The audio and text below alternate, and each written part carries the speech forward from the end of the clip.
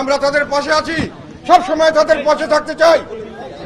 এটা অত্যন্ত ন্যাক্কারজনক ঘটনা, বিশ্বের ইতিহাসে সবচেয়ে কলঙ্কজনক ঘটনা, যেখানে নির্বিচারে শিশুদের পর্যন্ত ফুটফুটে বাচ্চা শিশু, ফুলের মতো নিষ্পাপ শিশু, তাদেরকে যেভাবে হত্যা করা হচ্ছে টার্গেট করে, এটা বিশ্ব বিবেক কিভাবে মেনে নিতে পারে? এটার বিরুদ্ধে আমরা কেন সোচ্চার হব না? সারা বিশ্ব কেন সোচ্চার হবে না? এটাই আমার প্রশ্ন। আমরা কি মানুষ নাকি পশু হয়ে গেছি সবাই? আমাদের কি মনুষ্যত্ব চলে গেছে? আমাদের দাঁড়াতে হবে তাদের পাশে, তাদের সমস্ত ন্যায্য দাবির প্রতি আমাদের সমর্থন থাকবে এবং তাদের রক্ষার জন্য আমরা সমস্ত বিশ্ববাসীর কাছে আহ্বান জানাবো, আমাদের সরকারের কাছে আহ্বান জানাবো, তাদের পাশে দাঁড়ানোর ব্যবস্থা করুন, তাদেরকে রক্ষা করার ব্যবস্থা করুন। অনেক দেশ অনেক কিছু করছে, আমরা চাই নিরীহ মানুষ এরকম ভাবে যেন আর নিরীহ মানুষ যেন হত্যাকাণ্ডের শিকার না হয়, নিরীহ মানুষ যেন তাদের জীবনকে একটা এই ধরনের পাশবিক নির্যাতনের কখনো শিকার না হয়, এটাই যেন ভবিষ্যতে হয়। এখানে আমরা আরেকটি কথা এখানে না বললেই নয়, এই বিক্ষুব্ধ জনতা বিভিন্ন ভাবে প্রকাশ করছে, কিন্তু এখানে আমরা একটি রাজনীতি দেখতে পারলাম, অত্যন্ত নোংরা রাজনীতি।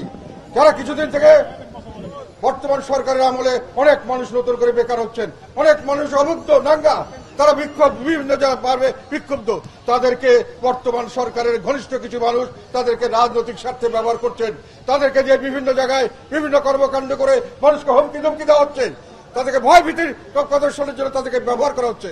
এবং সেই ঘটনা এত বড় একটি পবিত্র যে আমরা বিক্ষোভ করছি, প্রতিবাদ করছি, মানুষের অন্তরের কান্না আমরা যেখানে দেখতে পাচ্ছি, সেখানে আমরা দেখতে পাচ্ছি লুটপাটের ঘটনা, আমরা দেখতে পাচ্ছি বিভিন্নভাবে মানুষকে ভাঙচুর সংযোগের ঘটনা। এগুলো করে কিছু মানুষ তাদের ক্ষমতা প্রদর্শন করছেন এবং বাকি মানুষকে ভয় দেখাতে চাচ্ছেন। আমরা এই ভয় ভীতিকে পরোয়া করি না। আমরা তাদেরকে হুঁশিয়ার করে বলতে চাই, আপনারা আজকে মনে করছেন দূরে আগুন দিলাম, আমি তো সেই আগুনের অসুবিধা হবে না, সুবিধাটা আমি পাবো। সেই আগুন আপনার ঘরে কালকে লাগতে পারে, এই কথা বলে যাবেন না।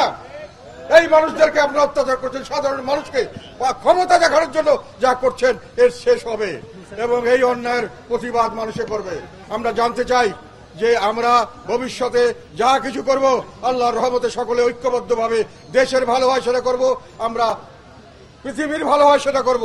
সমস্ত মুসলিম বিশ্বের প্রতি আমার আহ্বান, সকলে একত্রিতভাবে আপনার পাশে দাঁড়ান, গাজার মানুষের পাশে দাঁড়ান, তাদেরকে রক্ষা করার ব্যবস্থা করুন। আমাদের কি করতে হবে আমাদের সরকার ঠিক করে দিন, আমাদেরকে যেভাবে বলবেন আমরা সেভাবে সরকারকে সমর্থন করব।